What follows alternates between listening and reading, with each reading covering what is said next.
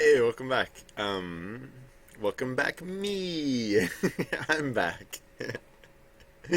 Uh, excuse me. I'm also a giant nerd. But I'm sure we figured that out by now.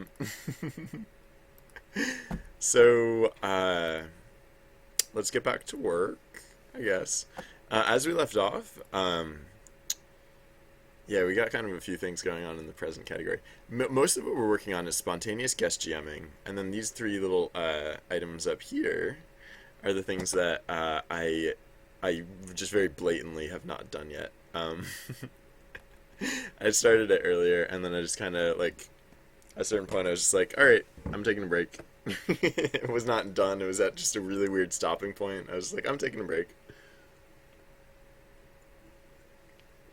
But this, I knew going in that this was going to be a pretty big task. So I don't even necessarily plan on finishing it today. But let's get some more work on it. So filter player, IRC input for guest GM volunteers. Yes, actually appoint the guest GM. Adapt chat GM. I think I'm gonna actually appoint the guest GM first because it's kind of where we left off. Set up. Whoops, not that side. Set up the bomb. Was the note that I left myself for okay, so the scenario here is that did my voice get like hoarse? I feel like I feel hoarse right now, and I don't remember being that earlier today. I don't know how that happened. um, Regardless, right. So when we're choosing a guest GM, we look through the list of candidates and we find if there is a candidate, then guest GM will not equal blank. Guest GM only equals blank if we'd failed to find one, which is like base. I was gonna say it's basically impossible, but no, it's impossible if at least one person volunteers. Because if at least one person volunteers, then that person will get chosen. So, um, let's uh, let's do what? So if guest GM not equals blank, okay. I mean we already set the guest GM value. So we need to say what then? We need to yeah. So let's add in like a new value just to keep track of like oh actually maybe I'll use guest GM search or like yeah. So maybe I'll rebrand or like remake guest GM search to be like guest GM status. Hey, Jesse Freeman, thank you for hosting. Welcome, viewers. We're we are doing the same thing we were doing earlier. You might recall what that is, or maybe you don't, and you get to discover it all new. Okay, so when we're setting guest GM search equal true, or guest GM status as we're now calling it, to be true. Instead, we'll set it to equal 1. And then guest GM status. Oh, so okay. So if guest GM status. Oh, actually, yeah. Okay, so we'll just say right. No, yeah. So here we'll just say guest. Actually, no. Okay, so guest GM status. Cut this. In the case that we find a new GM, we'll say guest GM status equals 2. And in the else case that we did not find a guest gem, then we'll say guest gem status equals 0 again. All right, so now, like, do I really? Yeah, okay, of course. I was like, do I really need to do anything else here? But yeah, of course I do. I need to do another graphics message dot put. So, kind of like we have the guest gems prompt. I'm gonna make another string for like. Actually, no, I guess I can just type it manually. Okay, so just like use it as a literal here. So like graphics messages. Oh yeah, that was the other thing I was talking about earlier. Is that I don't just want to. Yeah, actually no. I was talking about a few things that I wanted to do earlier. I think I want an audio effect to play here, to like call attention to the fact that like it's happening. I guess. That might not be necessary. I might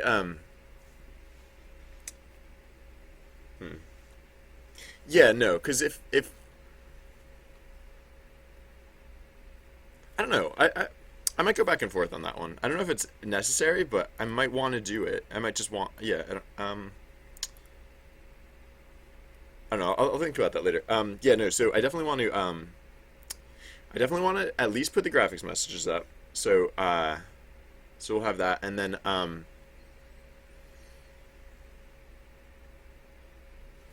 excuse me. I'm thinking, yeah. I don't. So I want the name to be shown. Like the name is really important. It's like it's so the text that scrolls across the bottom of the screen is kind of subtle. So I want to also like reinforce like the I want to reinforce like really reinforce the oh man, look at this. The game's running and hey Tristan Logan, how's it going? Uh Acid Chaos, how's it going? What's up? Um Sorry, I was just remarking on the fact that the game used to have so there used to be like Trusty Bard in chat, like relaying the same information that's showing on the bottom of the screen here, but he's not there anymore. It's just weird. This is the first time running the script without him, so I miss him already. No, all right. What are we doing here? Graphics messages dot put. So it's gonna be screen text, uh, and the message is going to be uh,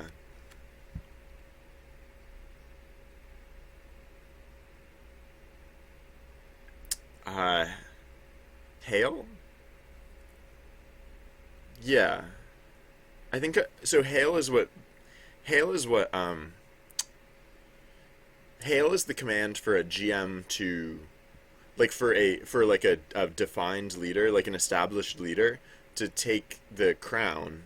So I think I'm going to reuse hail as like uh so like hail plus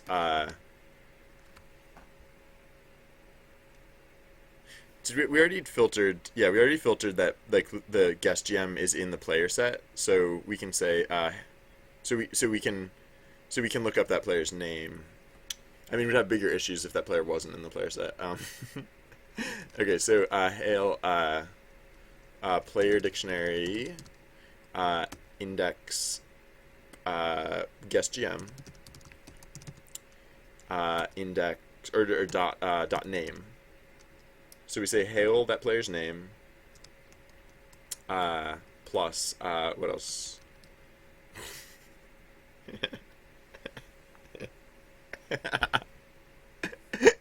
Thank you, Tristan Logan. That's actually in the frequently asked questions section. So have at.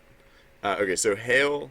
Yeah, actually, I'm gonna model this after uh the other like the other messages that we have that yeah. Okay, so hail.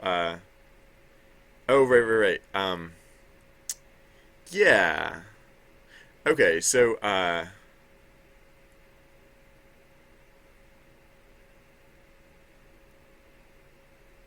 right. So we use the leaderly adjectives. I think I might skip that. I think I might just say hail, then the player's name. Uh, and then so then we'll go uh,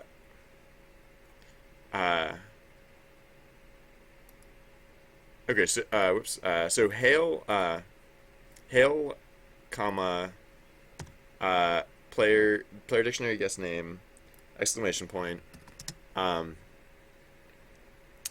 uh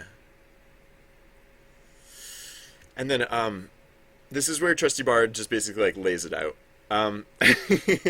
And when I say Trusty Bard, I'm gonna keep thinking of like text in this game as coming from Trusty Bard, although there's really nothing that like would necessarily indicate that to be the case. So uh, I don't know. It's still Trusty Bard to me. In my heart, it's still Trusty Bard. Um, so hail the players. Hey, that's the new follower sound. Uh, Tristan Logan 123, welcome to the channel. Thank you very much for following. And if you haven't found the frequently asked question section yet, it's down. Just scroll down. Or if you're on mobile, slide open the chat pane, and then click over to the details side of it. It's in there. Excuse me. Okay. So right. So Trusty Bard. Oh gosh, I still think of it as Trusty Bard. Okay, so I'll just say like text in this game. Oh gosh, I tend to personify all this text, but it doesn't. It just now it's like ambient floating text, which is just weird. So all right. Well, all right. So hail so and so. Uh, you. Oh yeah, I was gonna use the. I was basically gonna use the exact same sentence from the doc that we have that describes the how to lead side quest, because I actually just rewrote it. You can start an event by beginning a line with Hark. Okay, so I'll rephrase it a little bit. You can start an event by uh,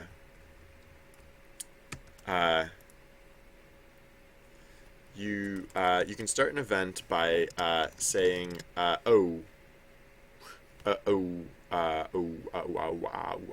okay, wait, I have to use single quotes here because I want to use double quotes inside.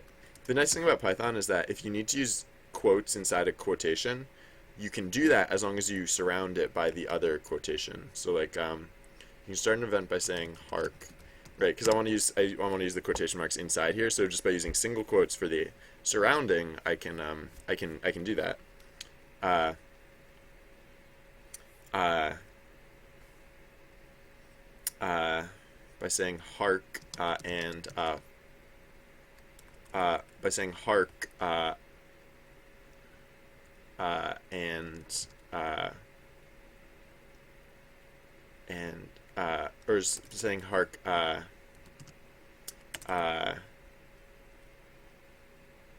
saying see, what I don't want is the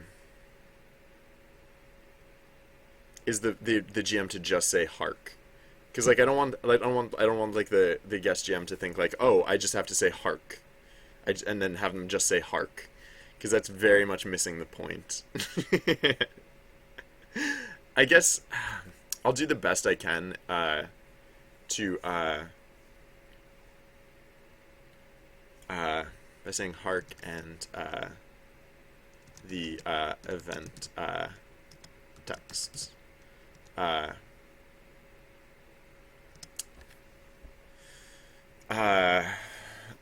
don't forget, or yeah, by saying hark and the event text. Include, it was basically just gonna be like a slightly briefer version of like this here. So like, include at least 2 action tags. Include at least 2 action tags.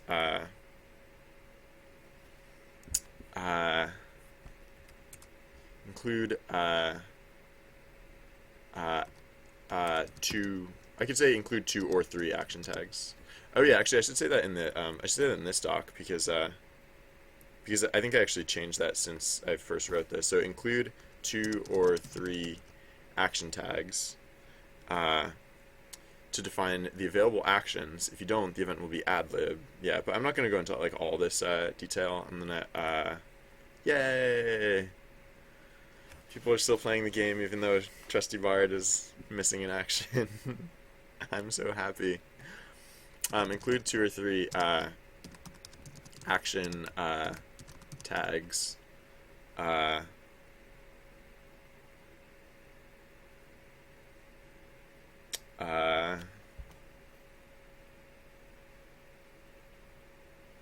Yeah. Wait. I'll say you can include 2 or 3. You can start an event, so you can start an event by saying hark, and the event text. Include 2 or 3 action tags, if you want, I guess. If you want.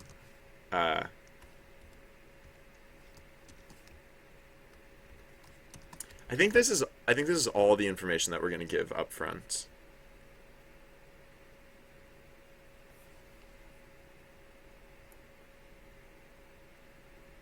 So, I think the other thing that I want to do here is, and I might make this part of like the screen text. Like I might extend screen text to have like a separate mode where,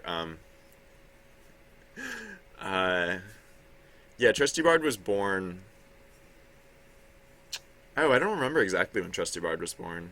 I mean, it's in the archive somewhere. But before Trusty Bard, there was JourneyBot, and Trusty Bard will live on in the. Well, actually, Trusty Bard is actually still in the game. Now that I think about it, Trusty Bard is like one of these characters that's actually in the game because I never took Trusty Bard out of the game. Really, I just deactivated. Like actually, Trusty Bard still even speaks in the debug log. It just doesn't it just doesn't show up in chat anymore. Okay. Uh, let's let's what am okay. Okay, yeah, so right. So this is all right. Oh yeah, so the other thing I was thinking is like when this happens, we also want or I also want to define another term or like set up just another way to present information, which is I think I'm basically going to reuse the action tags basically. Yeah. All right. So I was going to say like maybe I'll just like cram it into graphics messages or excuse me, screen text message, graphics message. But I can just use the action tags graphics message. It's not like that big of a deal to do that separately.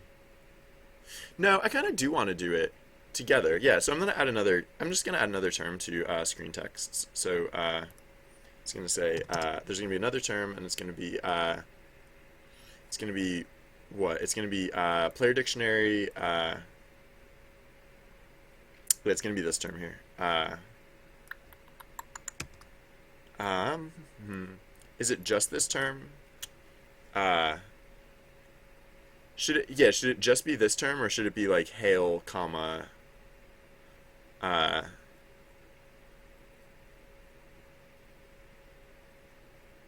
uh, huh? Yeah, I'll do it.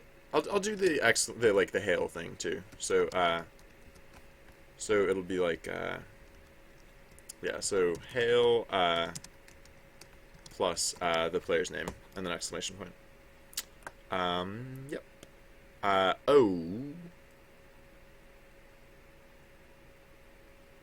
No, I was gonna say we might have to filter the name for special characters, but that's not true because players' names can only be alphanumeric characters or underscores. What language is this? This is oh hey I own a net. Sorry for mispronouncing your name probably.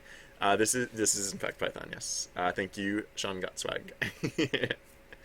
um, and then okay, so this term doesn't actually do anything yet. The title doesn't actually recognize this. So let's go down to screen text and add in a thing. Like let's let the script know what we want that term to mean and what we want the game to do with it.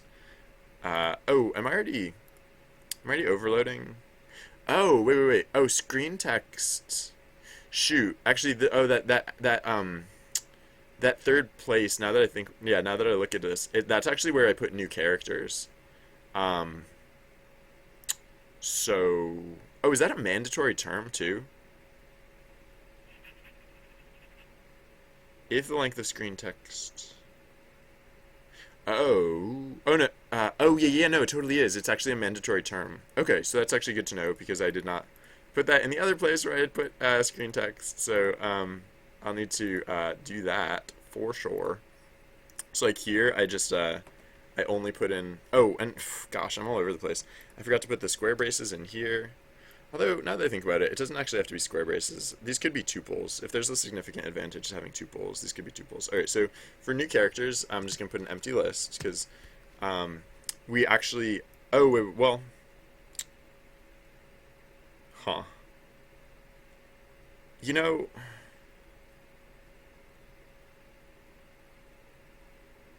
I mean, hypothetically, I could accidentally introduce a character into this literal that wouldn't be in the default character set. It doesn't seem likely, but I might want to. Hey, that's the new follower sound. Uh, Ionanet, welcome to the channel. Thank you very much for following. Um, okay, yeah, all right, yeah. I have to. Thank you. I have to see you again in the near future, or whenever, you know. um, Thank you again, Sean Gutswag. um, okay, so yeah, so this string here, I'm going to define this elsewhere. That way I can, if I feel like editing it at some point, I can edit it pretty simply. So this will be, what's the other string called? The other string is called guest GM's prompt. So so this will be like guest GM welcome. And so we'll go up to the place where we defined guest GM prompt, and right, so like likewise we'll say so for C in guest GM welcome, which is not a thing yet, but we're about to make it a thing. Right, so guest GM welcome equals this. We're not going to do the hail part because the hail part is variable and simple. So yeah, guest GM welcome. So yeah, we do literally the same thing here. So for C in guest GM welcome, we go through. So this is like at the start of the game. At the start of the game we go through all of this text that we have like defined in various places, like all of our events and all of various other text sources, and we make sure that our character set, our fonts have fabricated every character that we need. That's because we don't just use a basic font for our characters. We actually like that drop shadow that we see on like the names, for example, like that's done manually or programmatically rather. And so in order to have each character representable in the game, we have to make the character first. And so yeah, okay. So right, so okay, so guest GM prompts. So right, so then so we have the guest GM welcome. So right, because we're doing that in advance, we don't have to worry about any special characters, any new special characters. So we'll just send that through as that. Okay, and so now let's go back to screen text, and like the place where we're handling the evaluation of screen text, and so we'll add in a separate thing that's like oops, that's name text status. I was like, wait, no, that's a separate thing.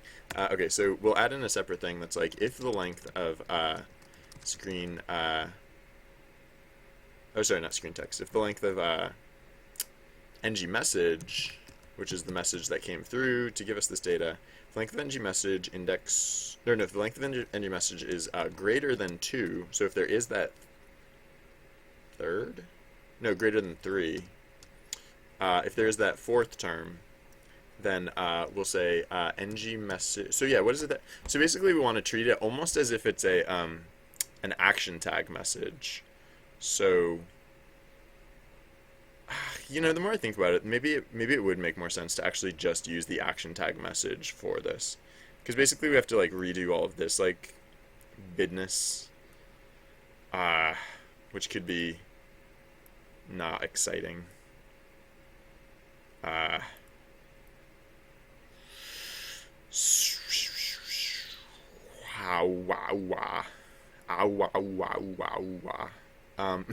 Sorry.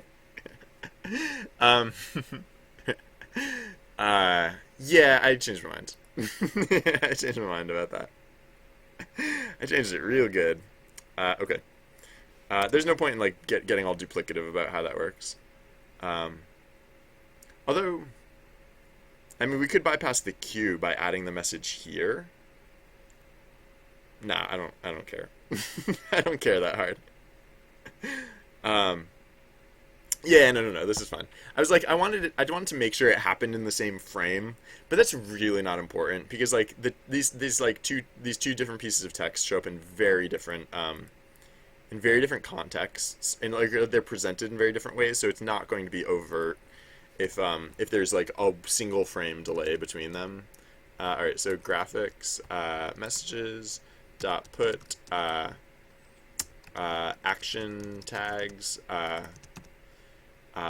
So yeah, what is the formula? What is the format here? I think it's like 0, uh, and then oh yeah, then right. So the thing that we wanted to put in as this other term is this item here. Uh, oh, do we need so these special characters? Uh, oh, whoops! I was supposed to grab the hail part of that. Oops. Oh. Uh.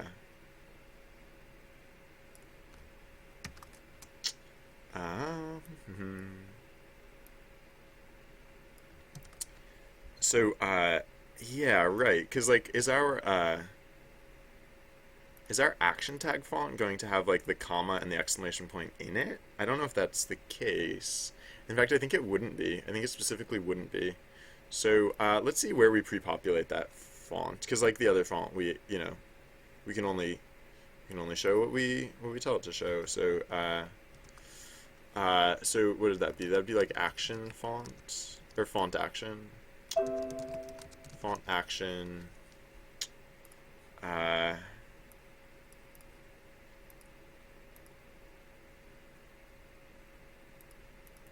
where do we? Okay, yeah. So fabricate character.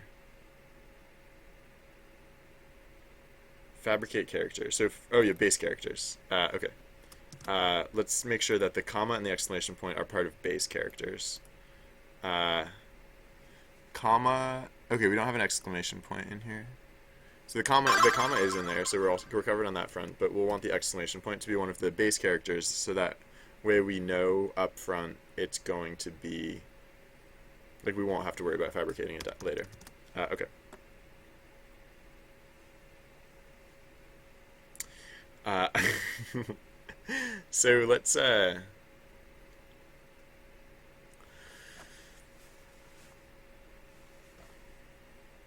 continue. Let's continue on because we're doing great. Oops. Hail. Yeah. Okay. So now we. Oh yeah. So let's make sure that I'm getting the format of this correctly because like action tags. I think so this 0 I think represents the positional element of the action tags. Oh, and now that I think about it, I don't think I send actually the action tags through as like a single item. Oh, and also I did these in the wrong orders. Wait, act names bonus vowels? What is bonus vowels? I don't know. I don't know. I don't know what that's about. Let's so what is it? It's act keys bonus vowels. What the heck is this bonus vowels thing? I don't even remember. Alright, so ng message index 2 act position. Wait, no, where's ng message index 2? Yeah, okay, so yeah, the act position ID is not the first term, it's the third term. Or it's not the second term, it's the fourth term. What's the second term though? Or the third term rather. So ng message index 2, where do we reference? Oh, ng message index 2. Act slots index I index 4? What is index I index 4? Oh, oh, wait.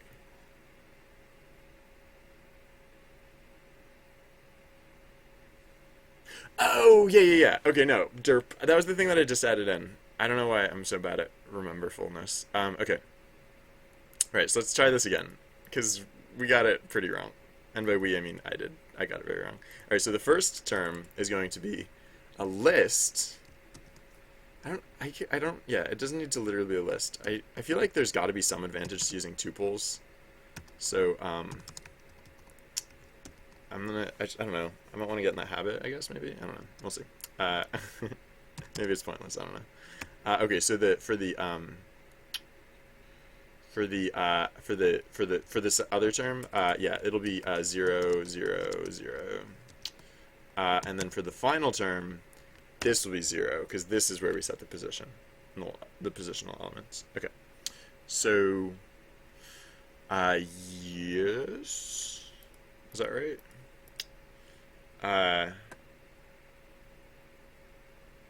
Oh yeah, so what, actually wait, let me double check that it's, yeah, 0. 0. 0 is the correct term. Okay, and, 0, 0, 0, 0 is the correct, initial terms there, I think. Those bonus vowels initialized to?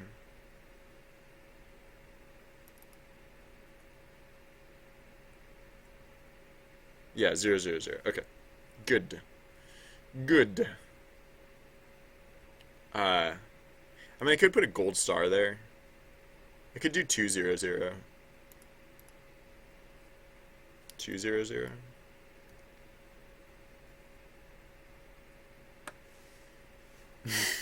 I don't know. We'll see. We'll see what it'll be like. So let's, yeah, let's go with this for now, I suppose. And then,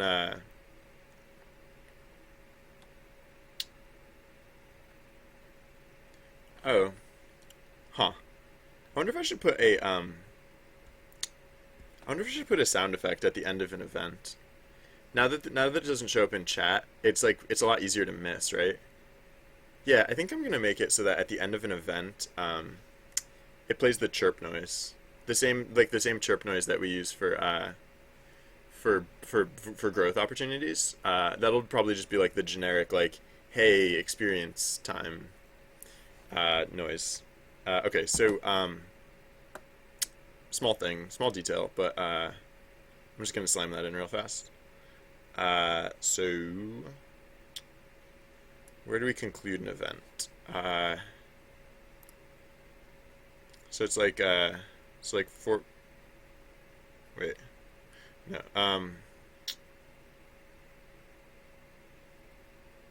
so if the length of the event, etc., etc. Yeah, so I'll just do it here. So audio queue dot put, what do we call that? Chirp, I think. It might be called passive chirp or something. Passive chirp, yeah. Is that the right formatting for the audio queue? It's just audio queue dot put and the name of the string. Okay, or the string of the name. Okay. Small change, but I think that'll be nice.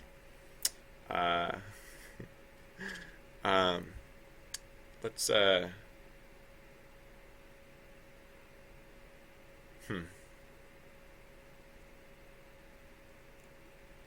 Yeah, there's going to be a lot that I'm going to have to change about the presentation of information in this game. And it's not like anything that like I have to change because of the change that I made today. It's just that like having Trusty Bard talk in chat was like a crutch that I never really could rely on, but I had been acting as though I could. And I guess it's just good now that I've taken that away, because now all of those things that I really should be changing will start bubbling to the surface, and we can start banging them out. Okay.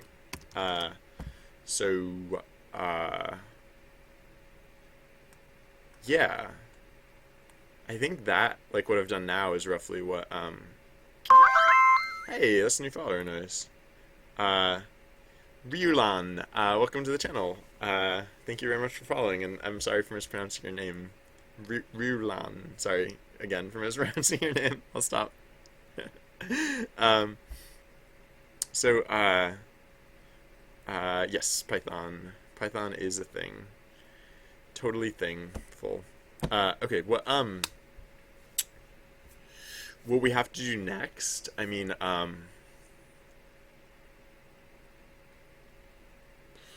right, so what we have to do next are these other things that we had on this list. Because, like, I guess technically we have now actually appointed the guest GM. I mean, it doesn't really do anything, but, like, we've done basically everything that we need to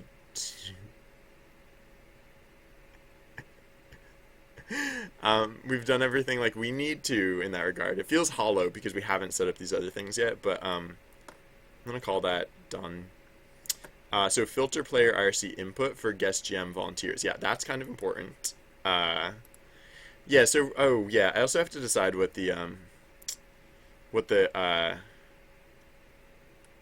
GM let's not go to not go to find what was it guest GM prompt. Okay, so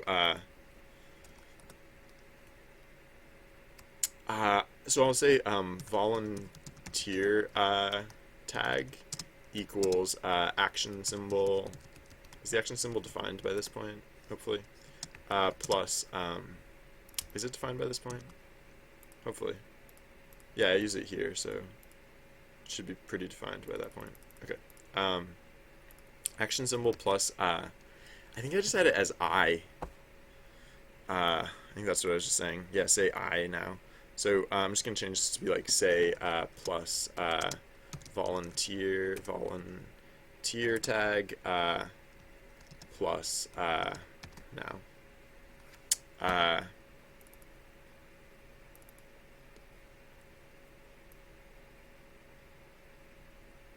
So heyday, who knows where our adventures will lead us next? No, seriously, let's get some volunteers. If you will write the next line of our story, say.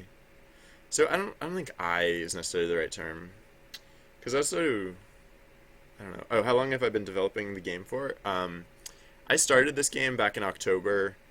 I think I've been working on it a little on and off. I've been distracted by a few other things along the way, but I've probably put about like 5 or 6 months of work into it altogether. Um, and so I think I'll look up more fun archaic words. I know we were just looking through this list earlier, but we learned new things when we were reading this list earlier. So basically, I need a word meaning like basically like something that you would say when volunteering. I, for example. Um, so so anything at all, something, away, hence, yes, formerly, most likely, probably, in short time, speedily, between, in truth, certainly, to name, to call, again, afterwards, soon after, mild oath, in addition, also likewise, lengthwise, enough before, for long, soon, until now, eyes, happy, inclined, please. Actually, I read over this half of the list earlier. I'm going to read over the other half of the list. A baft, a forg, a gone, a lackily, allow, a main, an, anent, anon, a right, anoint, authority. I might just use I. Might just be easier to use I. Avant, before time, likes, between. Yeah, I'm just gonna use I for now. I do not care. I do not care. Uh. Do do do. Uh.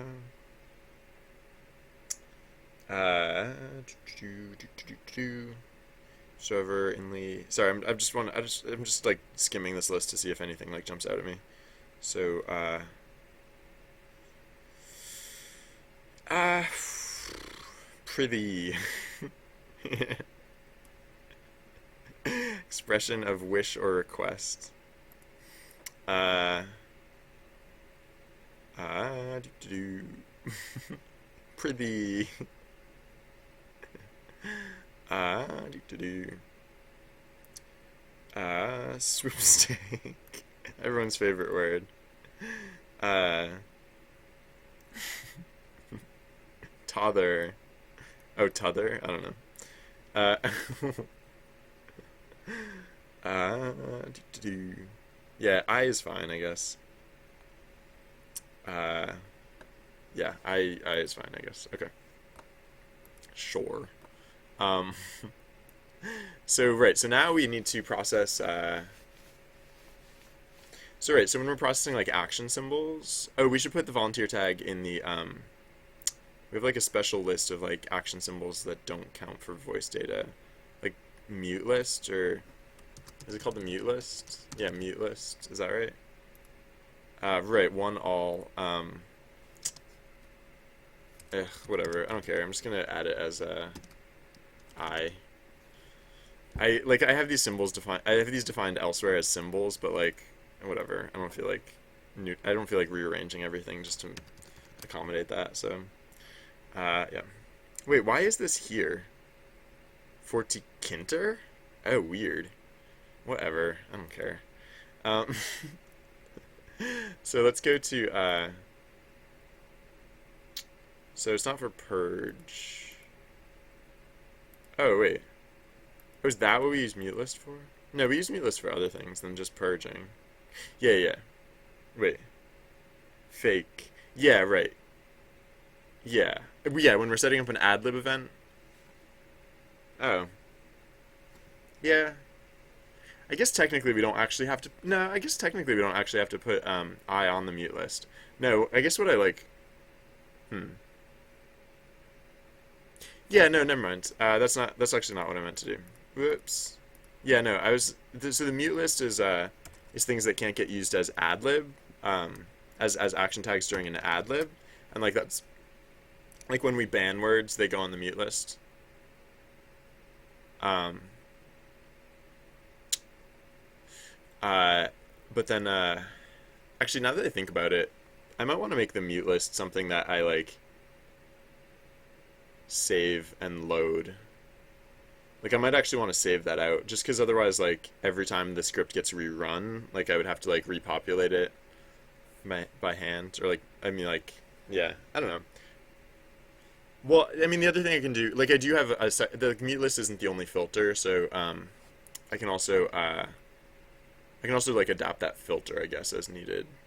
That's like an alternative. Okay, so yeah, so we don't care about the mute list. No, what we care about is I'll just go to where we're like doing the voice data stuff. Uh, because when we're populating the voice list, voice keys, uh, right. So right now all we check is that the that it's not an ad that if the event is so if the event is adlib, nothing goes in the voice keys thing, and if the event is a participation list. Oh yeah, this is right. This because this is for Twitter. Um,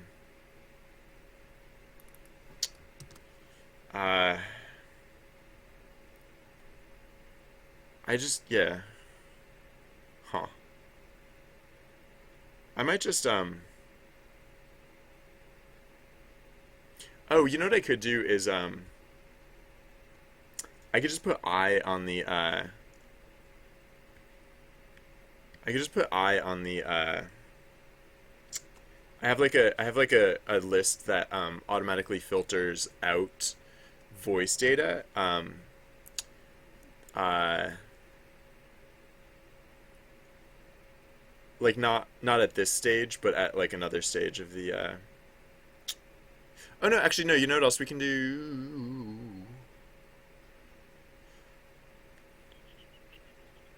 I'm just trying to think like when is the cleanest way to excise I from like the voice data. And I mean we could just do up front. Like right as soon as we do act search, we can just we can just look for I and pop it out. Although I guess like the only time no, I basically just never want I to show up in voice data. Basically just never. So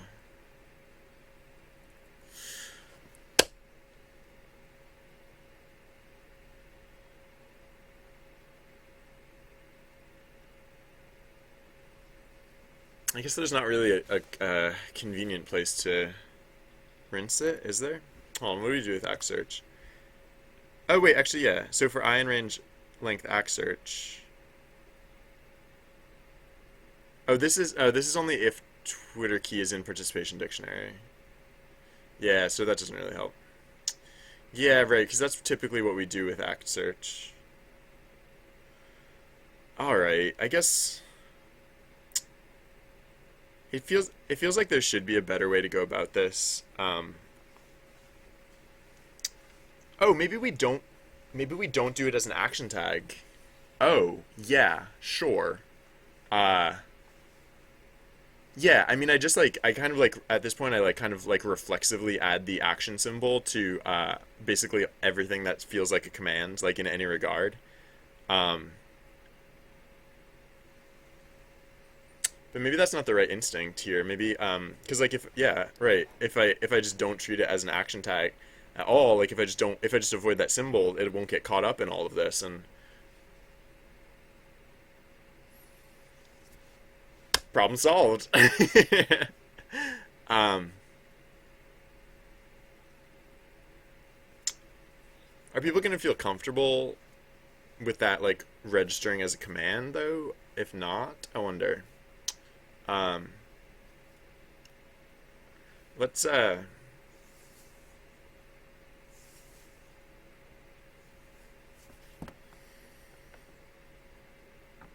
let's what?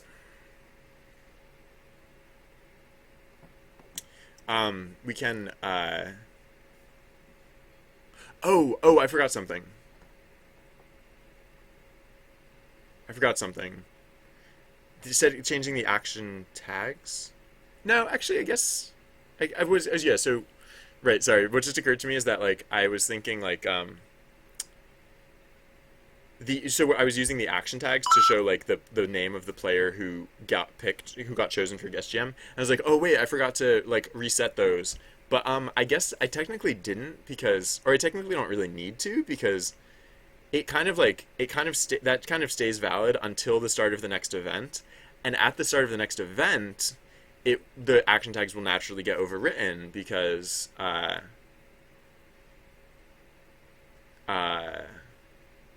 when an event starts, we update the action tags. Oh, at the start of an ad lib event, do we update the action tags to be blank? Because at the start of an ad lib event, we might just actually take for granted the fact that the action tags should already be blank, which in this case actually won't be the case. So actually, so yeah, I should look into that because I think actually ad lib is going to be a fairly common scenario for uh. Oh, you know what I should do? You know what I should do? Possibly for adlib. Like, yeah, one thing I've noticed is that with adlib events, uh,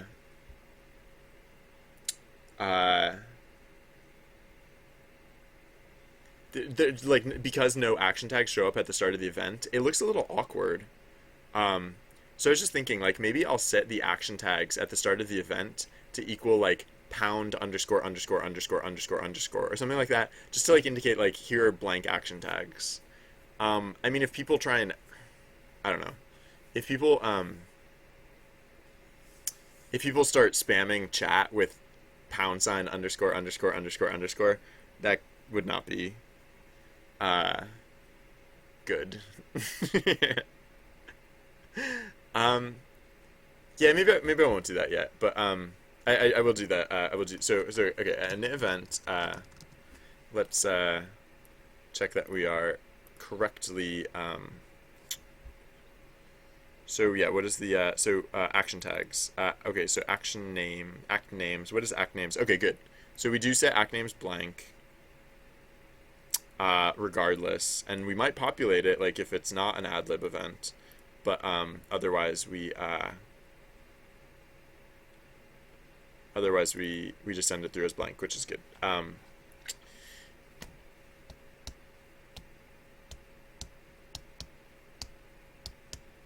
I'm just trying to think. Is there anything that I want to show up there? Is there like anything that I want to put there? Because like pound sign underscore underscore underscore. Uh,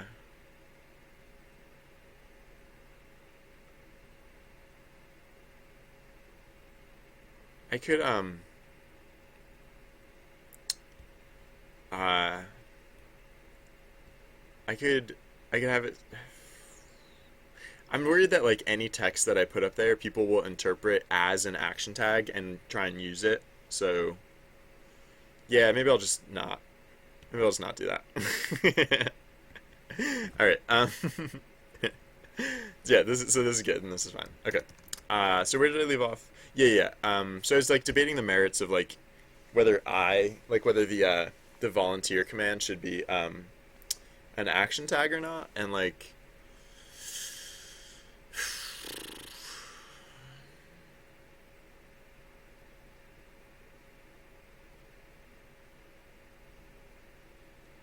yeah, no, I'll just like purge it out manually.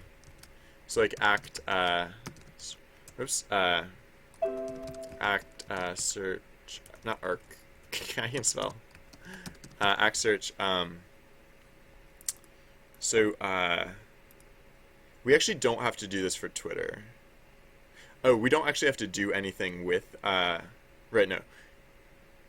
For Twitter, we don't actually have to do anything with the tag. But we will still say like for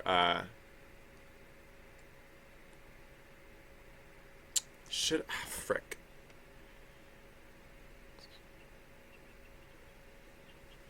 What is the least obtrusive way to do this? No, you know what? No, we don't have to be so aggressive about excising I as a voice tag, because outside the context of this occurrence, like it's fine for I to be a voice tag, probably, unless that gets annoying, in which case I can always add it to like I can always like I can make a separate list for like things that are like permabanned from voice data. Yeah, I don't know. Okay. I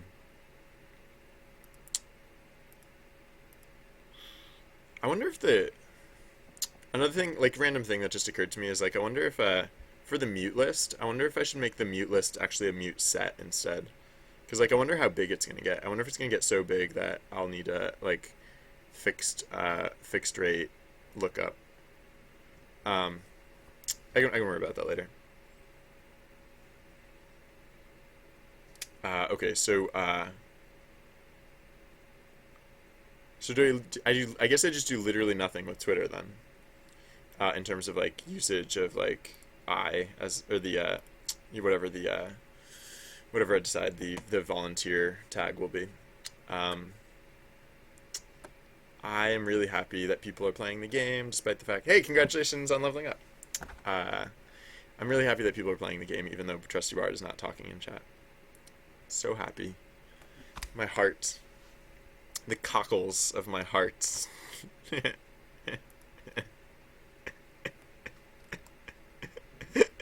I'm a child, sorry. Okay. So if the length of act search is greater than 0, we print act search. And, I mean, I guess, so, hi on Pod News.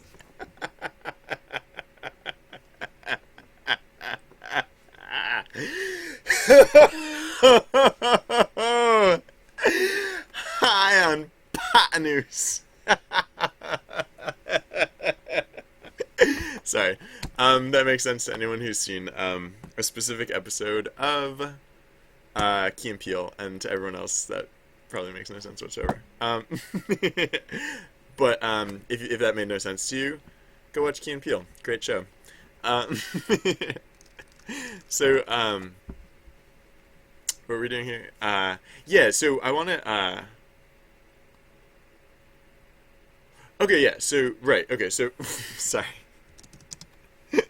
So for yeah, we're gonna do like a backwards iterator over act search so that we can pop out this this value if we hit it. So for I in range, the length of act search. Actually, we only have to do this in the case that act search is greater than length 0. I guess it doesn't really matter where we do it, but whatever. So for we always pop it out, but only if right. No, we only pop it out if. No, right, yeah, no. I was saying I is a fine voice tag in any other context than I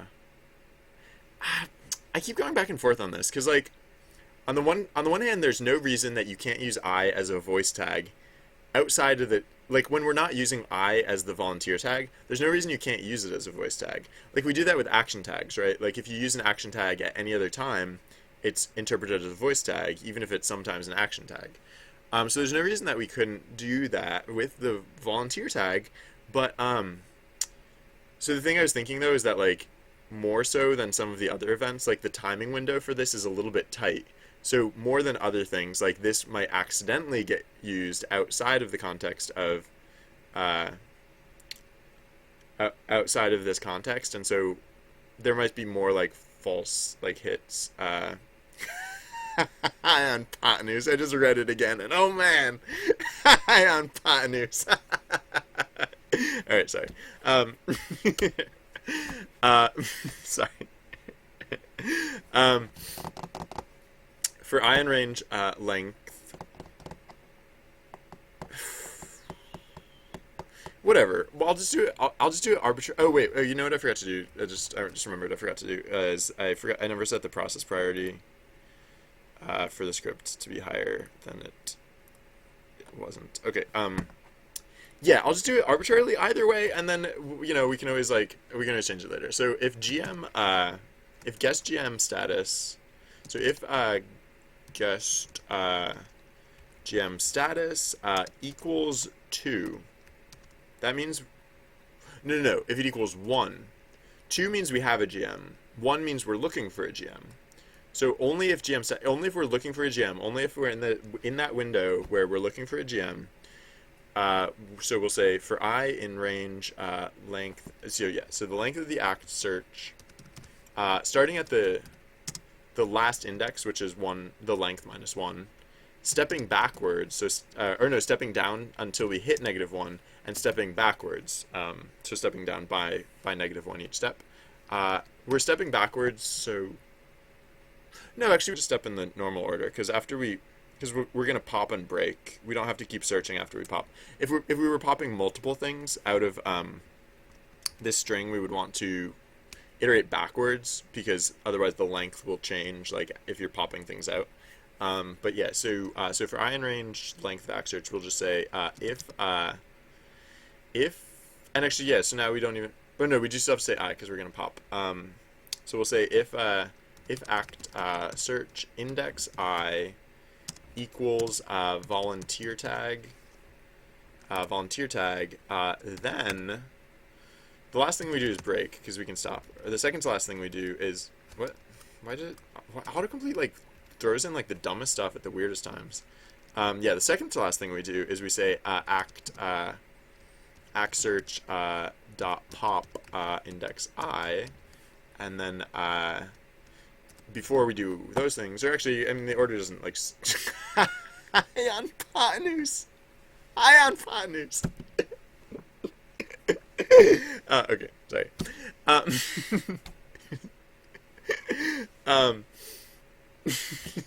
sorry. I feel like it's important for me to lend some context for people who have no clue what's going on. So, for people here in chat, I'm going to probably look up the clip and paste a link to it. For people not in chat right now, probably like do a YouTube search. Key and Peele spelled Peele, high on Hypotenuse. Please be on the internet. Oh, here it is. This is it, right? This has got to be it.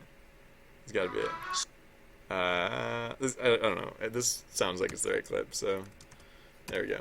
All right.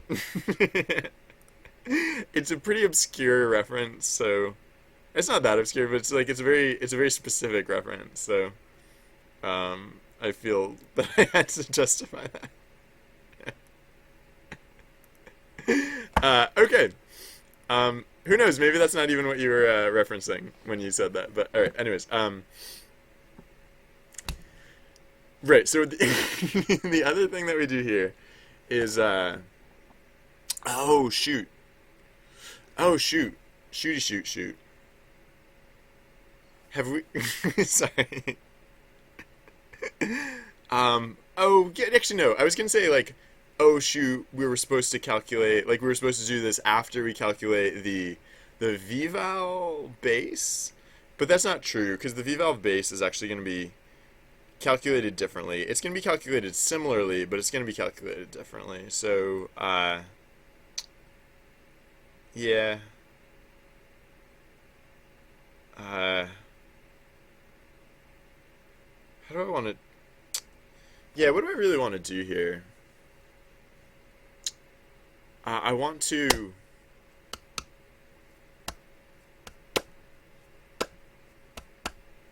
I want to do what?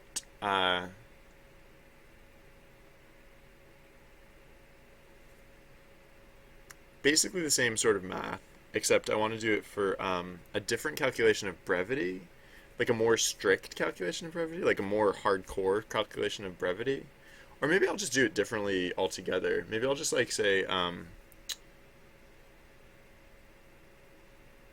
no, I don't know. Yeah, maybe I should just do it basically the same way. Hmm. So that would, I mean, that would imply that I would do all this calculation higher up. Although we only do this calculation in the case that length of voice. Ugh. So we can just do it. We can just do this. We can just do a similar calculation mildly redundantly in the case that we find in the case that the player is opting in. That there are like far worse things in the world than doing this one little bit of math multiple times. Um,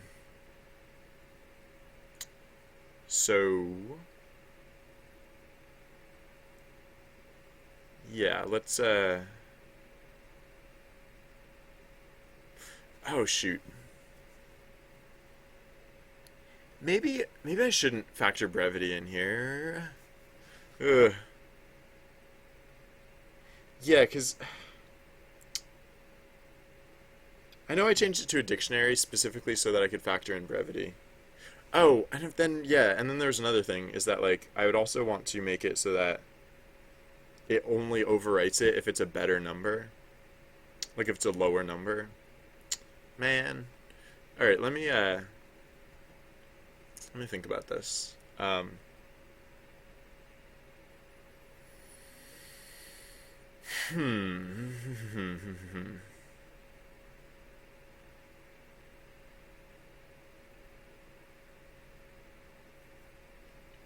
If we just go by timing, is that fair? Is that more fair? Is that less fair? Um,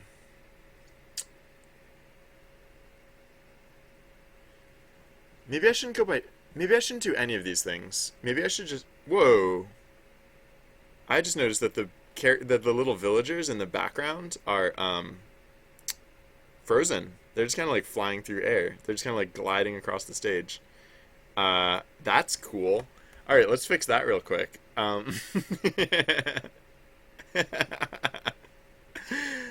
boy.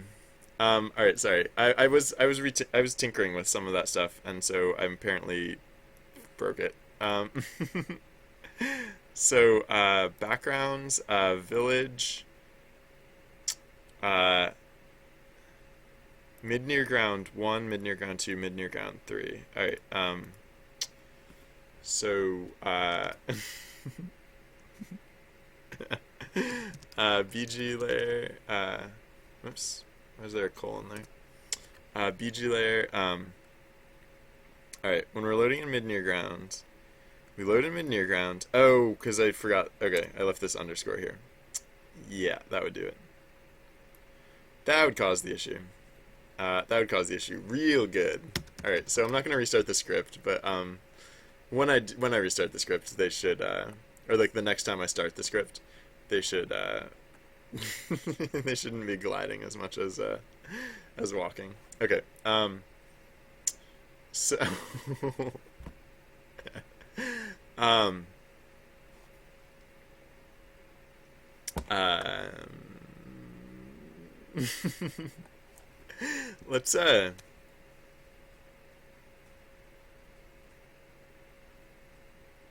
let's continue on.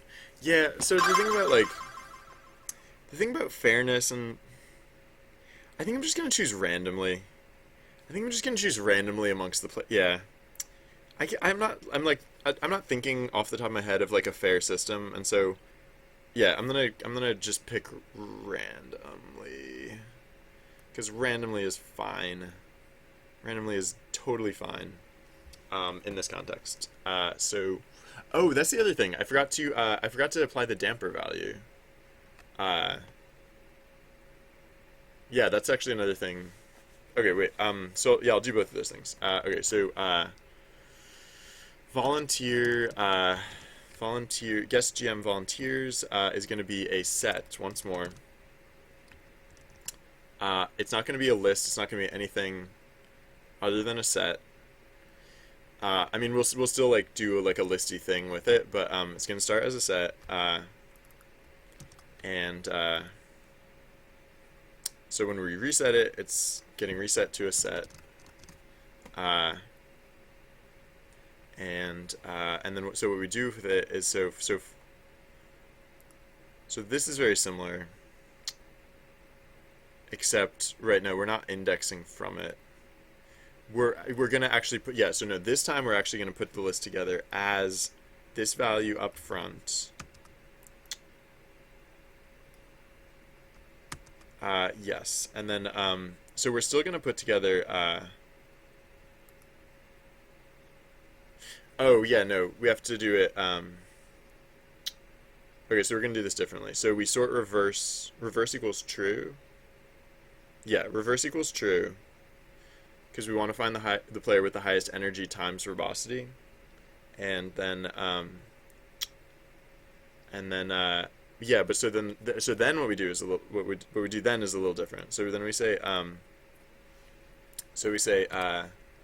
for well yeah actually no we say for PI and guest GM candidates. Actually no, let's say for I in range length guest GM candidates. I don't think that's. I think that this is like an unnecessary alternative, but whatever. We'll say if oh yeah right. So we'll say finalist count equals 1, and so.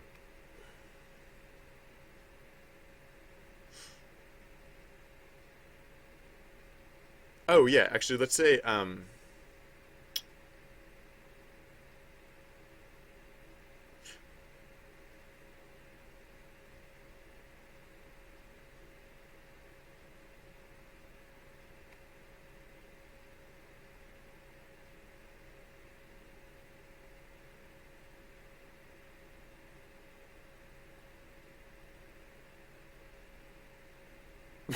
sorry. I'm gonna okay, so it's gonna be finalists index. It's gonna start as 0. I'm just like there. I think there are a few different ways I could do this, and I was like trying to think like which way do I actually want to do this. Okay, so for I in range length, guest GM candidate, if I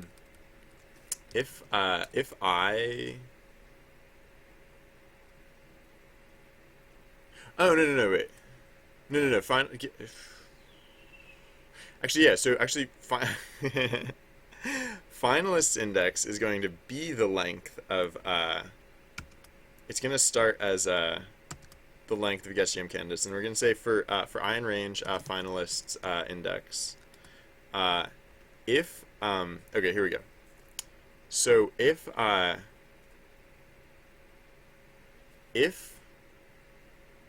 right okay so if oh wait no -1 right.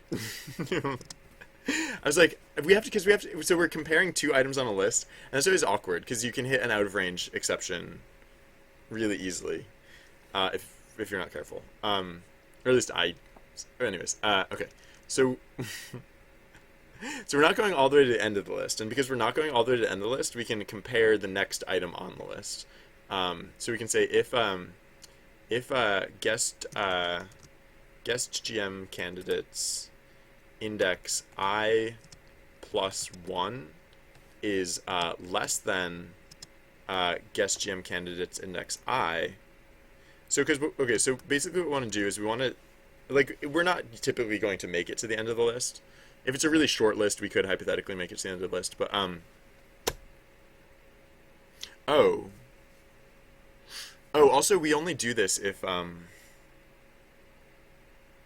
yeah, no, we only do this if the length of, yeah. So actually, so yeah, if the length of guest GM candidates is greater than 1. Right, because if it's literally just a single item, then we can just go with that single item. Uh, so all of this is going to be, yeah. So the else case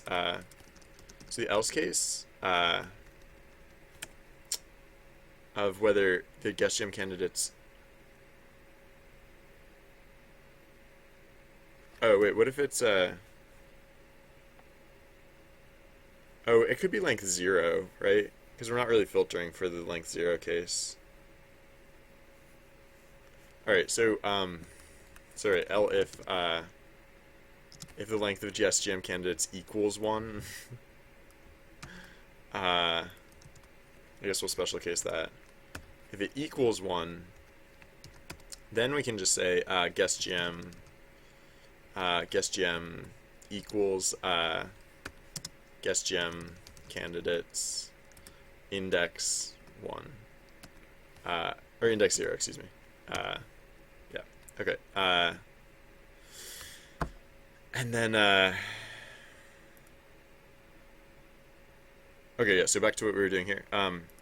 So yeah. So if guest, so when we're iterating over the list of guest candidates, if I plus 1 is less than GM guest candidates, then finalists index equals I, or is it equals I plus 1?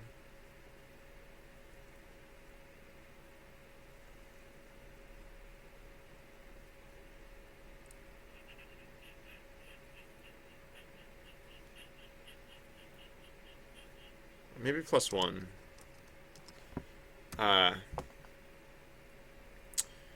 Yeah, because, well, yeah, so, okay, so then the next thing that we do is, oh, no, finalist, yeah, no, finalist index will equal I, yeah, because then, you're right, so then the next step is, oh, actually, I guess we can skip all of this now, basically. Yeah, because this is like an alternative to what we're doing here. Oh yeah, right. So we don't need the guest GM val either, because we're not using that approach to calculating this anymore. Okay, so wait, what is this elif? Oh, why did this get indented? It's keep like this script keeps trying to indent that for me when I don't want it indented. Okay. Oh, I need to put this here. Yeah. Okay. Oh, yeah. And then so then the other thing is break. Yeah, that's an important thing. Can't forget that. Uh, right. So then the last step is we say guest GM equals guest GM candidates indexed at random.randint from 0 to finalists index, which I'm pretty sure, if I recall correctly, randint is upper range inclusive. So basically we're looking for the so what we do is we go through the list. So like let's say the top of the list looks like this. It's not going to look like this. This is going to be an oversimplification of it. But let's say it looks like 5, 5, 5, 4, 4, 4, 3, something like whatever. So it's gonna start at the top and it's gonna say is 5 less than 5, and it's not. It's equal. So then we go on, is 5 less than 5, and it's not. It's equal. And so now we're on index 2, and we say is 4 less than 5, and 4 is less than 5. So we stop and we say index equals 2, and then we pick a random integer between 0 and 2, And so any of the items on the top of this list. Oh, wait a second. Oh yeah, that's not how the GM candidates list works though. GM, because the GM candidates list is right, no, um, uh,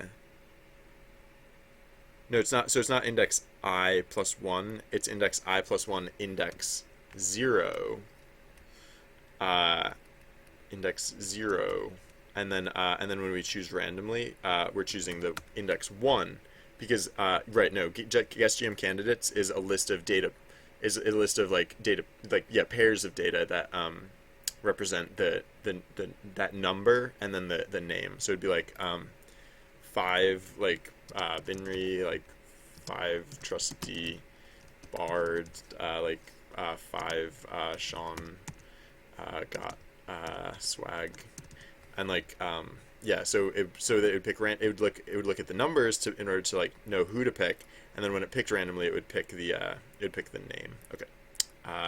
Yes. I don't know why I hissed that. Yes. Yes. Okay. Um, yeah, cool. And then, oh yeah, right. So the other thing is that, if guest GM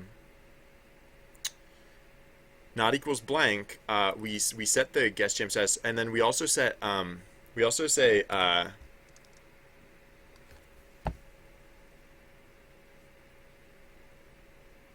what is that other value? We say player dictionary index guest GM dot verbosity damper, I think. Verbosity damper equals 0.5.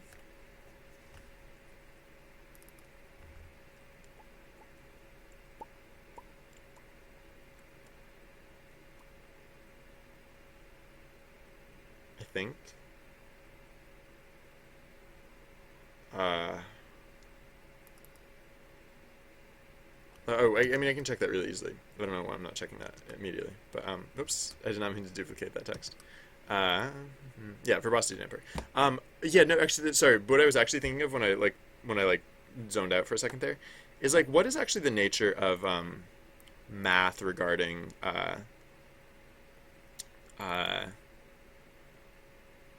regarding like raising fractions to powers, to fractional powers. So like, if this is like, uh, 0.05, 0.1, etc., etc. Then how do these numbers actually behave when squared? So if we equals that raised to the power of 0.5, like what does that do?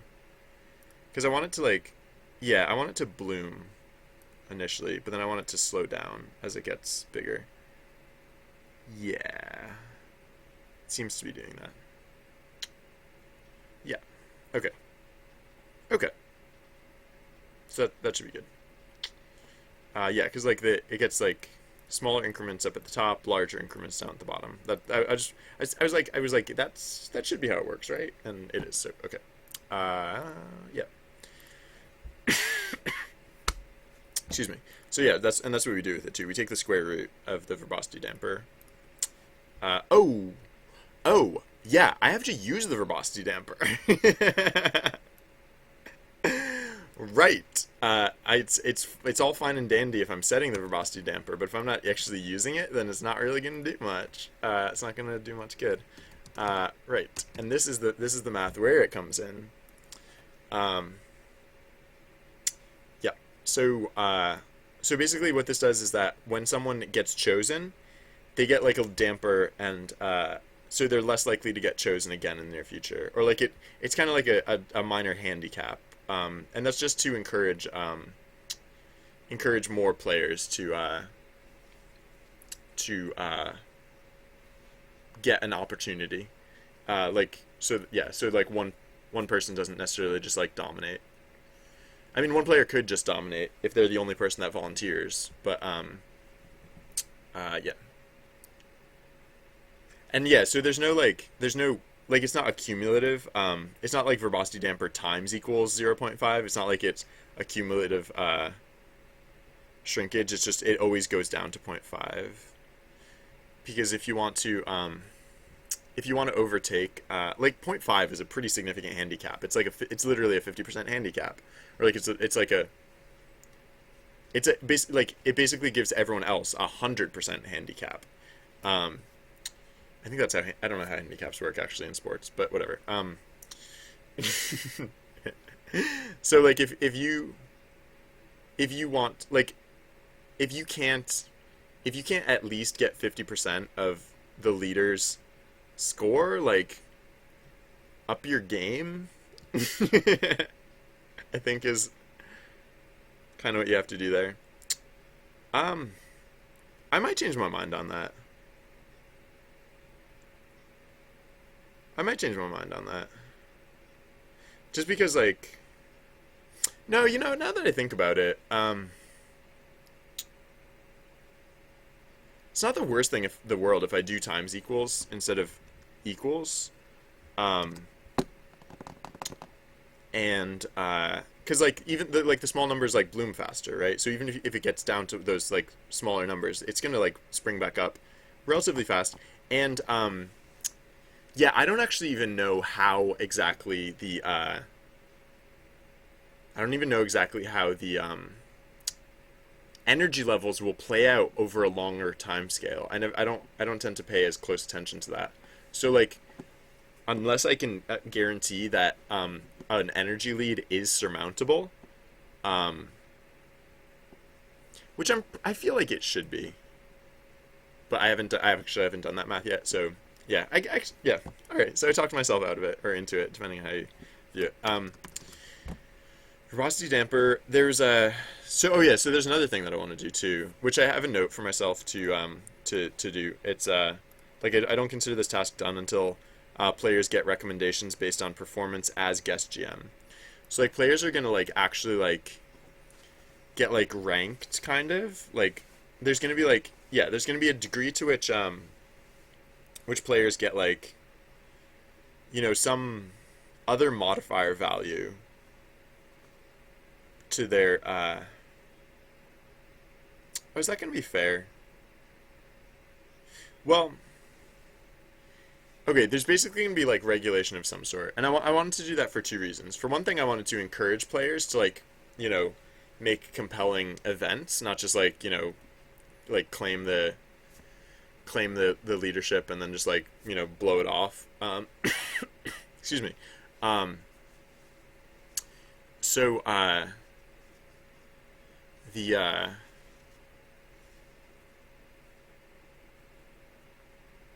what uh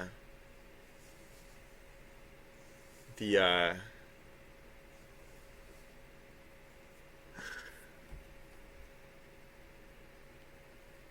the way I implement that doesn't necessarily have to be a full like reputation or like a recommendation sort of system.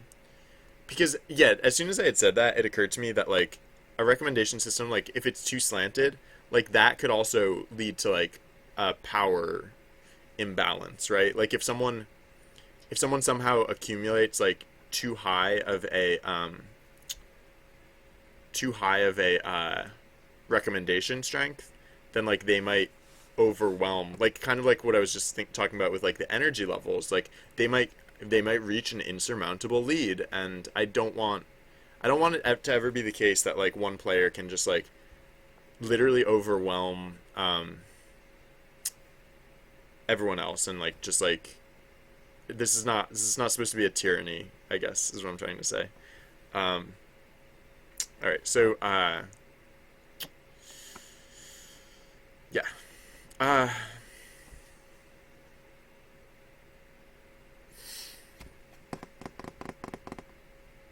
so what's next? I'm not going to implement that whole system yet because for one thing, as I just mentioned, I still don't even know exactly what it's going to be. So filter player IRC input for guest GM volunteers. We're still not actually finished doing this yet, are we?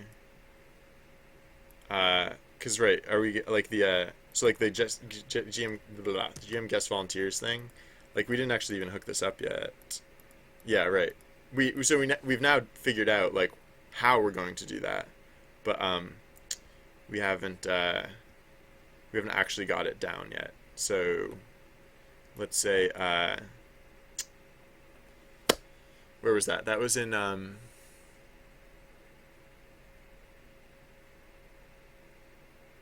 that was in like it was like Act Search, not the Twitter half, the other half. Yeah. Okay. So right. So yeah. Okay. The only line that's missing here is just volunteer. Volunteer spelled correctly. Volunteer guest GM volunteers dot add name. Name is the player's name in this context. That's all we have to do here. Yeah. Okay. Cool. Okay. So now I think both of those are done. I think these are both done. Filter player IRC input for guest GM volunteers. And then, so now we have, yeah, so now this, the slightly important step of we have to make it so that the game, once we've appointed a guest GM, we need the ability to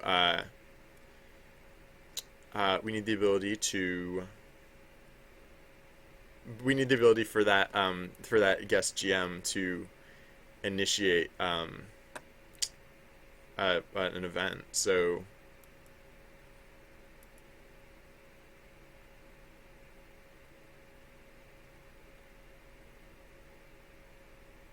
interesting. Yeah, let's go to where the GM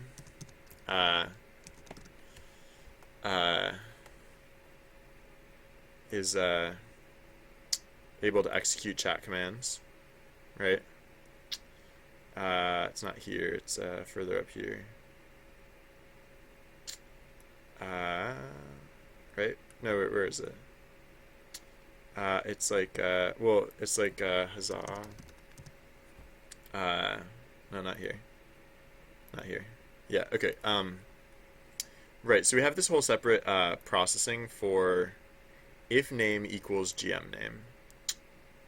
So, is there... I feel like there might be like an else case here. There totally is. Is that going to be bad?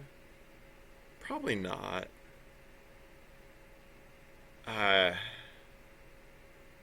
no, this is probably fine. Oh, look, I'm right next to the thing that I was working on a second ago. Yeah, because we don't have to treat, yeah, no, when you're guest GM, yeah, when you're guest GM, you're basically GM. So if name equals GM name or guest GM status equals 2, which is the stage where we have a guest GM, and name equals guest GM name, or guest GM,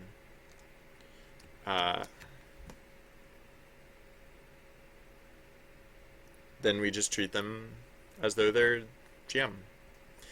So the funny thing about that is that you can, like, if you know the other GM commands, like, you can do the other GM commands too. Like, you can, it's not just that you can start an event, it's that you can do, like, growth opportunities, you can do, oh. Actually, some of these commands I might want to deactivate, because, like, a lack doesn't make any sense. There's no reason that you should be able to do a lack. So, so elif a lack in tsplit and actually no, if a lack in tsplit 3, we'll say if name equals GM name, Right. So this command we only want to do in the case that the actual GM is initiating it, because in the case that because hypothetically there could be a chat GM. Yeah, that was the other thing I was talking about, like the heyday. The heyday command is going to be a new command whereby a chat GM can initiate this too. So yeah, I should actually put that in the backlog so I don't forget. It's not like urgent, but heyday. Uh, well, I'll be more specific. Heyday command for chat GM or for crown chat GM. Just yeah. So spontaneous chat GM versus crown chat GM. I used to just say, oh, Mishara, welcome. How's it going? Welcome. Uh, yeah, I used to just say chat GM because there used to only be like one concept of a chat GM, but now that there are the two, I kind of have to distinguish. Huzzah is fine. Hither. Uh, Hither is fine. Wait, is it? What is Hither? Yeah, no, Hither's fine. Hither is teleporting. Behold. Oh, facts. Ugh. I might just want to sooth. I I'm like this close to literally just cutting facts. But I definitely do want. I definitely want to deactivate them from from spontaneous chat GMs. So I might want to reorganize this section a little bit. Uh, yeah, you know what I might want to do is yeah, and I mean I guess it's about the same either way. Like I'm writing this conditional like a few extra times, but I mean only one of these cases ever actually evaluates. So this additional check, like technically we did already run this check, but yeah. So sooth, so behold and sooth uh,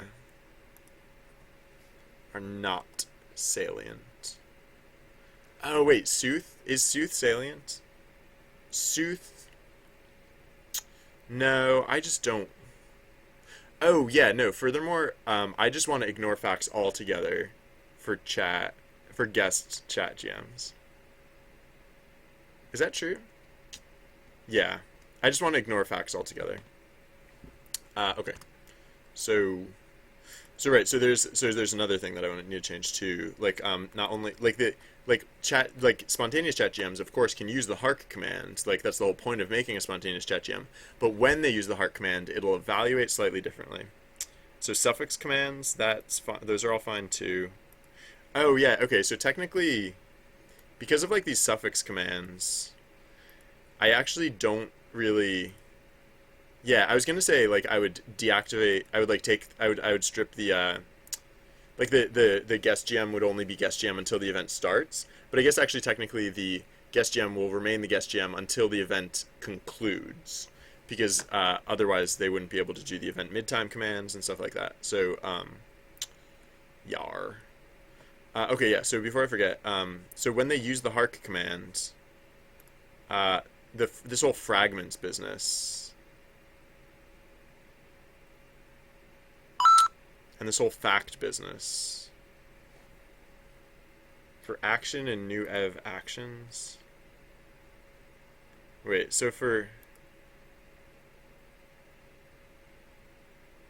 what's the simplest way to do this?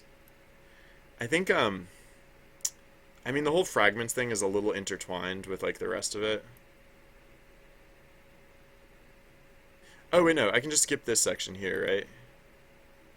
Which is a little crudgeler, but because I don't like running conditionals inside loops unless I need to, because like usually if you're just running the same conditional, yeah, no, I mean if you're running, so if you're running if a conditional has nothing to do with what you're iterating over, there's typically not a point of running that conditional within the loop when you instead could run the conditional outside of the loop and loop differently. Yeah.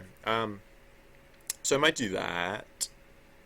So for ILI in enumerate acts unique, if LI index 0 equals plamo and the lengths of LI greater than 2. Oh yeah, so I don't allow action tags that are only 1 character long. Uh, Fun fact. Okay. Hello equals lower. Yeah. So basically, I might just make a conditional outside where I just skip the whole fragments business, and then I think the rest of that is kind of okay. So yeah. So let's say if name equals GM name, then we will do this. But otherwise, so all this is part of that case. But then, because then the else case is much simpler. The else case is just this part, and the rest is irrelevant. Right? Am I right? Am I right or am I right? Is there anything in here that's like secretly important? Oh, fact string. Okay, so technically I should declare fact string outside here because we do reference it in either context. So we should set fact string outside here. Is there anything else like that we might accidentally need to reference? No, I think it's just fact string. Okay. Yeah, so fact string only gets populated in the case of the ChatGM, and then even then only in the case of facts, and like, oh gosh, facts are like never gonna get used. I feel like I might want to like, I could change the fact system so that like I could actually, wait, what happened to the vertical spacing indicators here? Why are they like not here? Why are there not vertical spacing indicators here? Did that? Oh, okay, that was weird. Okay. No, the only reason I haven't cut facts yet is because I know like once I cut them, I'm gonna be like, oh, I should bring them back, and I shouldn't. But I'm gonna think that, and I'm probably gonna end up wasting time. Or maybe I won't, but like I want facts to do as little harm as possible. I guess that's my goal.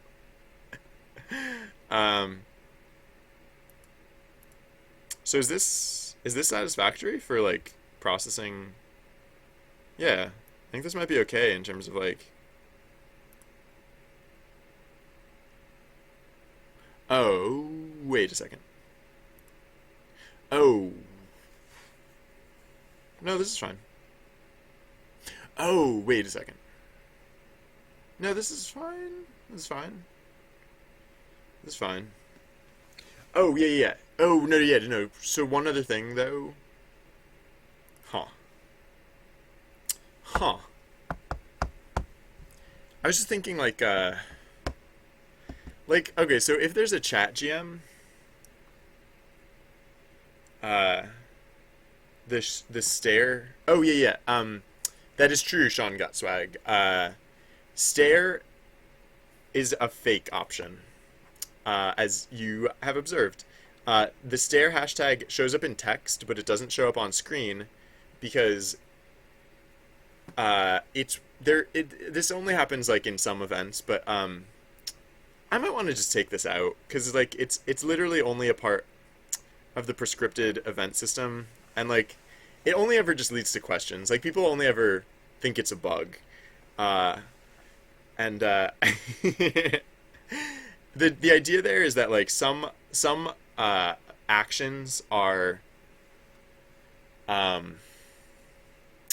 they're not really part of the game. Like they're things that you can do, but they're not things that you can do to advance the game, right? It's like so like an example of that would be like if you think of like an RPG, like sometimes like there are like chests and you can open them, but they're just empty. So I don't know, it's kind of meant to be like a MacGuffin of that sort. But I don't know, I could just take them out. It used to be like way back in the day, it used to be that for every event, one of the options was to cower in fear, except it never actually did anything. So that's where it came from. And then over time, I like got creative with it, and I like started making them different things.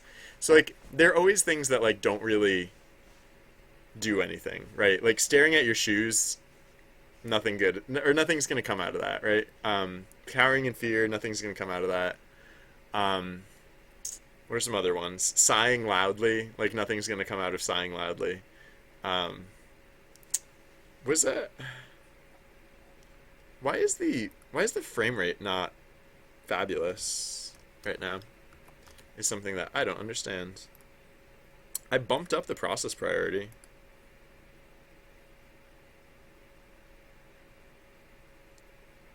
Didn't I? Yeah. It might have been because I was messing with like power settings earlier. No, that shouldn't have done it. I didn't like accidentally like nuke the frame rate, did I? I mean, the only thing I changed recently was the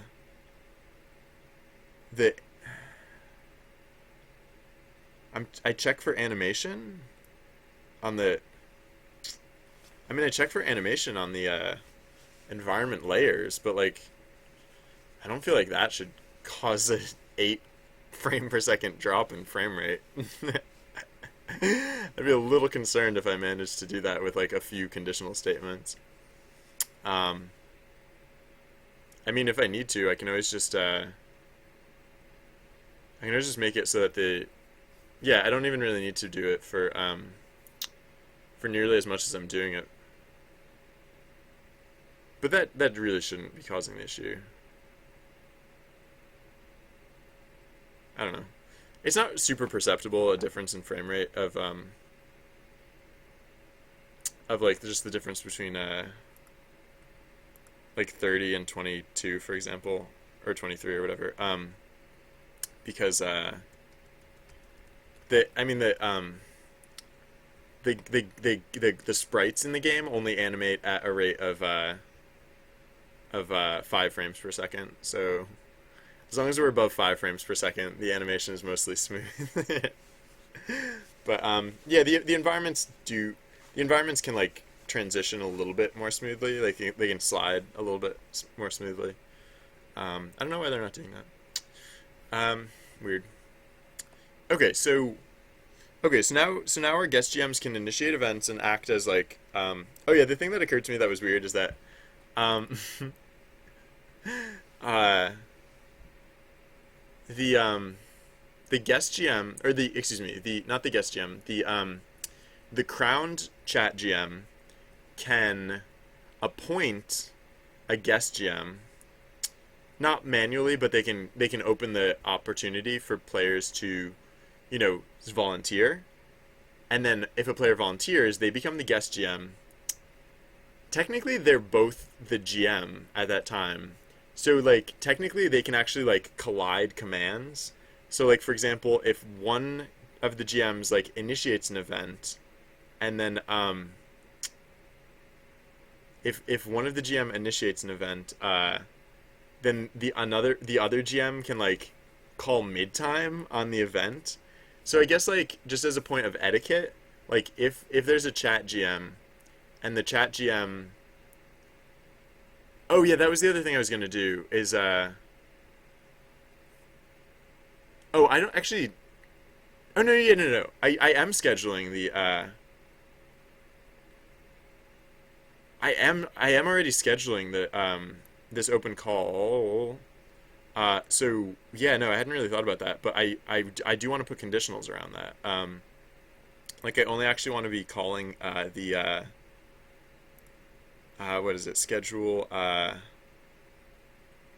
is it? Schedule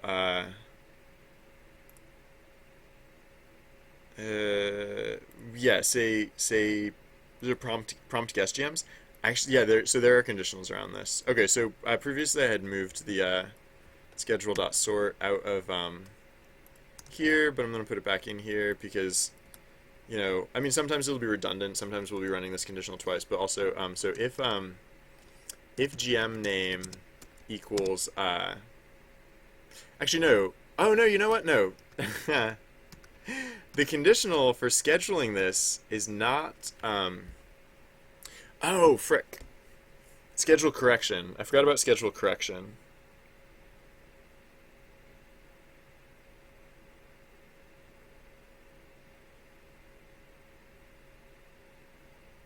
Um, where's the best place to handle this? Yeah, no. So one thing that occurred to me is that it's not whether we whether we do the prompt guest GM. So no, whether there's a chat GM does not affect whether we schedule the prompt for guest GMs. It's whether we process the prompt for guest GMs. So we're actually gonna schedule it either way. Um, but then the other thing is that we have to deal with at some point we have to deal with like if in case like the prompt gets like scheduled incorrectly. Yeah. Okay. So actually, let's go to where we handle the yeah. Okay. So I know we have to put in at least one conditional here, which is if GM name or if not GM active. Because if GM active, then we're not going to initiate these things automatically. Like I said, we're going to have the heyday command so that the chat GM can initiate them when the chat GM wants them to be initiated. And otherwise, the chat GM could just play as the sole GM. Like if they want to if they have a story to tell, they can tell that story as they wish. So yeah. So then the other thing is if not GM active. Yeah. Okay. So yeah, the other thing is so clear equals true. So if clear and not GM active. So clear. Actually, I'll say like schedule clear. If schedule clear equals true. So schedule clear equals true. But then so for I in or for like SI in schedule if SI index 1 equals prompt guest GM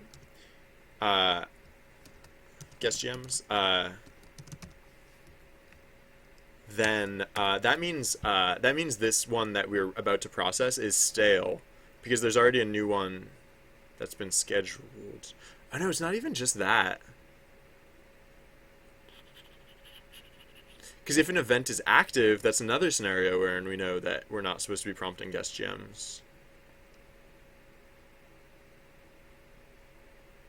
And I think those are the two scenarios. Yeah. Okay, so schedule clear actually doesn't equal true.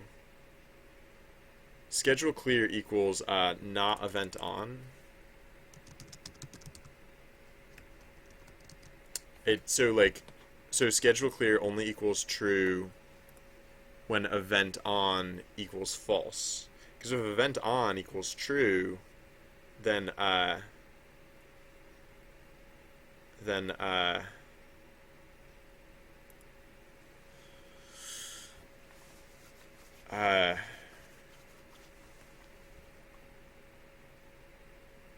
yeah, right. You're right. I think it's fairly obvious. Sorry. I was just thinking of like how do I should I I'm just gonna do like so even if we're in the middle of an event, I'm just gonna do the for SI and schedule thing anyways because I don't care. Or no, no, I'll just say so schedule clear equals not event on uh or actually no, I'll just so yeah, no, I'll just say if not event on. If not event on, then we'll say schedule clear, and we'll put this whole thing in the inside that conditional. So schedule clear equals true. All right. Yeah, that's fine. Okay. So then for SI and schedule, all right. So right. So these are the two conditions. It has to be that there's not an event currently running, and schedule clear can't have any of these in them, because if they do, then we'll say schedule clear equals false, and then we'll break. Yeah. Okay.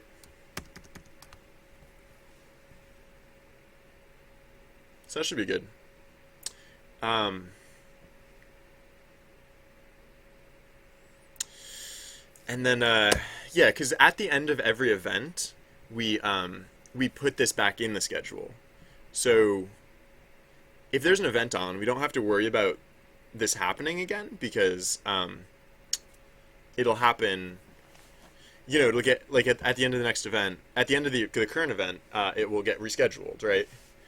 And if we're in away mode, then we might like you know, events are happening like rapid fire, and so in away mode there might like the schedule might accidentally get like a few miscellaneous, like a few extraneous ones of these like piling up, and that's the case where we just check, because as long as an event is active, or I mean, heck, we always know that there's going to be another prompt guest GMs occurring eventually, because as long as an event occurs eventually, and an event will occur eventually, there's not a scenario where an event won't occur eventually. Um, then it's going to get scheduled eventually. But yeah, okay. Uh, and with this setup, it'll actually, in fact, get scheduled with good timing, I would say. So I could actually, like, I guess I could, like, enable these, like, I had disabled these things previously because, like, the system wasn't actually really working. But I think the system is actually now, like, basically working. There are a few other differences, right? I think I remember thinking, like, oh, when we initialize the event, we'll want to do something differently. I don't remember what it was, though. Oh, it has to do with, you know, no, it has to do with, yeah, I should be keeping track of who, initiated the event. Well, no, I could do this a different way. I could just say, like, huh. Yeah, so one thing I haven't figured out exactly is, or one thing I haven't decided on yet exactly is, how to handle scoring. Like what is the, well, oh, so I have thought about this. It like flipped through my mind earlier when I was talking about other things. The thing about like feedback, like how, you know, players can get like ranked or like rated or like, you know, recommendations based on how well their event went over. Like I can make it so that I can make it so that the experience payout of an event is also based on, you know, some factor as that. Like I can make it so that like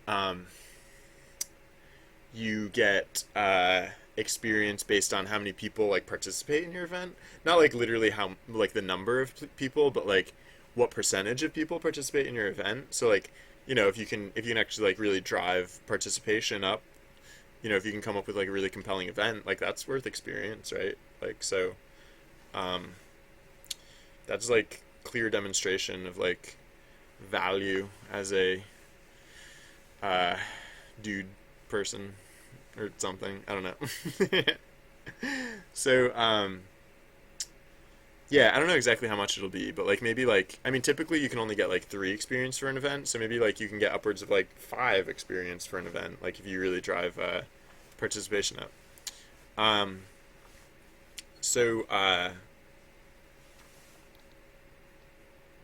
yeah, let's oops, excuse me. Have I done like pretty much everything leading up to the, so adapt chat GM event initialization for spontaneous guest GMs? Yeah, so I guess I'm not 100% done with this because, you know, for the reasons I was saying. Um,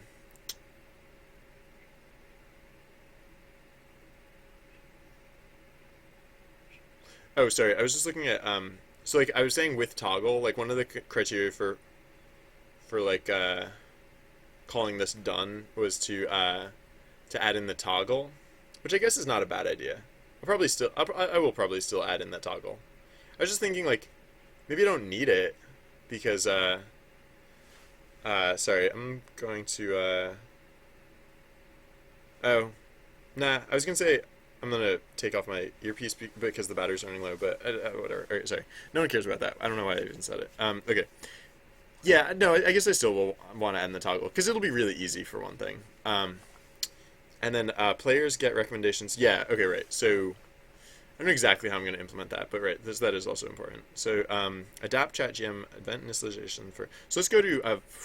Let's just like step through an event initialization, not just initialization. Oh, okay, conclusion, event conclusion.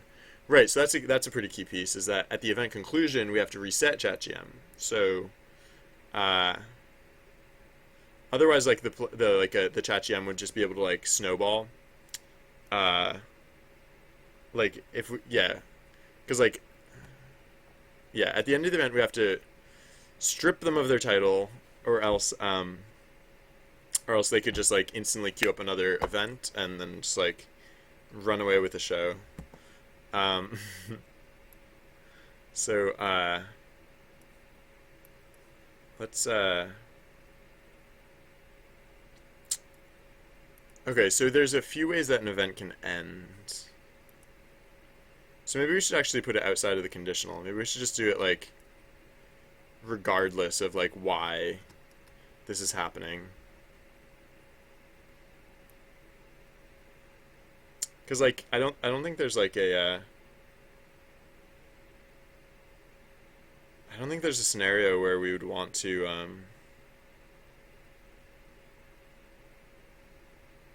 hmm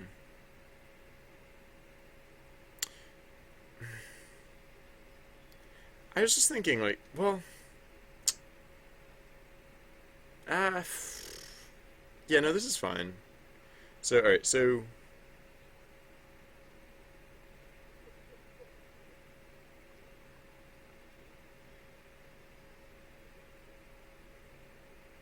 yeah. Uh This is actually really good. Yeah, no, we definitely want to do it this place. Yeah, no, we definitely want to do it here. Okay. Yeah, no, the thing that was just occurring to me is that yeah, no, sorry, I'm gonna take out my earpiece because that's just gonna get annoying. Um sorry. Actually I'm gonna plug it in so that it will recharge. I just started using this recently. Like I used it for like other things in life, but I just started it just occurred to me recently that it would be useful to use while streaming so that I don't have like earbud cords dangling from me. Um, and yeah, I haven't gotten in the habit of charging it on a regular basis. Yeah, no. Okay, so the reason that this is actually a really good place to be doing this is there are two conditions where under a chat GM. Oh, actually no. Actually, there is one difference though. Actually, uh, we shouldn't be doing it here. We should be doing it like in this block, but we should actually be doing it not before this conditional, this if event on conditional. We should be doing it after this conditional because there's another thing that we have to do, which is if a chat GM well, no, you know what? Yeah, I was so yeah, there's another thing that can happen. Right. So this evaluates under two circumstances. This evaluates at the conclusion of an event. For whatever reason, the event is concluding. This happens at the conclusion of the event. This also happens uh, when the automated system initiates an event. Yeah. And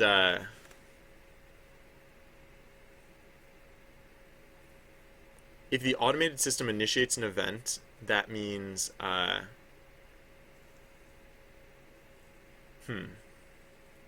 Well, okay, yeah, one thing was occurring to me is that I want to make sure the timing's okay here. Let me just think through this real quick because I might want to. I mean, it's not.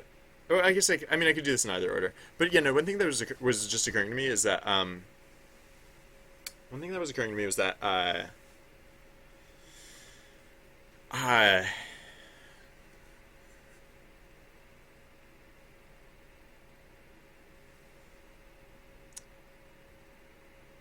if we wait too long to like if we wait too long and like take too long in the process of appointing a guest GM, that guest GM might not have a reasonable amount of time to write their event.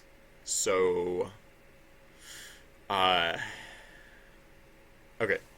The way it's set up now, the exact middle of the events happens at 7 minutes and 30 seconds before the start of the next event.